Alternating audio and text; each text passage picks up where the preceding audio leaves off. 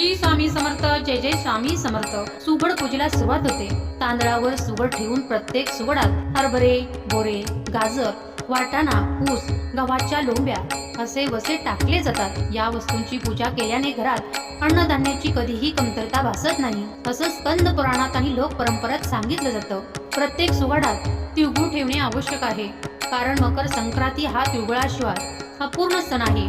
सर्व पूजा झाल्यानंतर सुगड लाल वस्त्राने झाकून ठेवली जातात. झाकली मूठ 1.25 लाखाची ही मांड याच परंपरेशी जोडलेली आहे. ही मांडणी सकाळी लवकर करावी आणि संपूर्ण दिवस व रात्र तसेच ठेवावी. दुसऱ्या दिवशी वाण उचलले जाते.